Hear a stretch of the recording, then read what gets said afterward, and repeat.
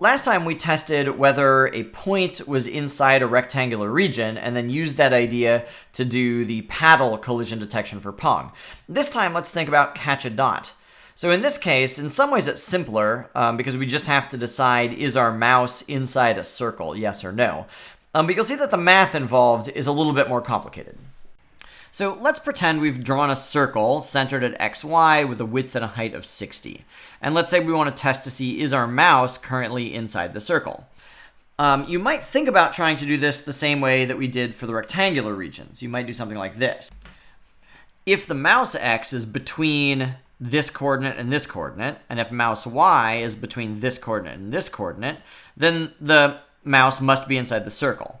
The problem is, those statements would be true for these corner regions as well. If the mouse was in, like, where this x is, its x coordinates would be between the left and right hand side of the ball, and the y coordinates would be between the top and the bottom of the ball, but it still wouldn't actually be inside the ball.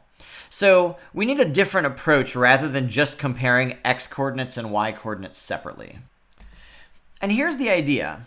We know, because of how we drew the ellipse, that the radius of the ellipse is 30. Well, it's a circle. The radius of the circle is 30. So what we're going to do is we're going to calculate the distance between the circle's center and the point that we're interested in. And if that distance is bigger than 30, then it doesn't matter where the point is. We know that it's got to be outside of the circle. Because if the distance to the point is larger than the radius, there's no possible way it could be inside the circle.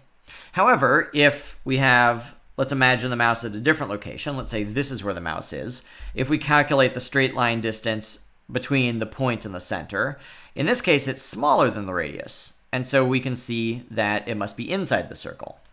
So the general idea is this. If this distance d, which is the distance from the center to the point, if d is smaller than the radius, then we know that the point is inside the circle. If you wanted to make it smaller than or equal to, then it could be inside the circle or touching the perimeter of the circle. Although in practice, that's going to be very rare. Okay, so the question is, how do you find d? Well, this is just the distance formula from math class, which is really just the same thing as the Pythagorean theorem. If you imagine making a right triangle where the bottom length is the difference between the x-coordinates, and this left-hand length is the difference between the y-coordinates, then we've got that the distance that we care about is the square root of this side squared plus that side squared, which is just the Pythagorean theorem. So what is this delta x? The delta x is this side length, which is just the difference between the x-coordinate for the center of the ball and the x-coordinate for the point you want to test. So for us, delta x is mouse x minus just x, because that was the variable that we used for the ball center x. Delta y would be mouse y minus y. So if you wanted to sort of put this all together, we'd have d is the square root of mouse x minus x squared plus mouse y minus y squared. Okay, so what does this look like in code? This code fragment shows the general idea. Here, I'm not using mouse x and x. I'm instead imagining some generic coordinates, so x1 and y1 and x2 and y2. So you could imagine these are actually your mouse, these are actually the ball, but you want to find the difference between the x coordinates, and I'm going to save that inside x distance. Find the difference between the y coordinates, save that in y distance. And then we've got x distance times itself, so that's squaring it. We've got y distance times itself, so that's squaring it. And then math.sqrt is how you find the square root. So we're finding the square root of everything on the inside here. And that's the distance. And so then our if statement was saying if the distance is smaller than 30, which was our ball radius, then I know that the mouse must be inside the ball.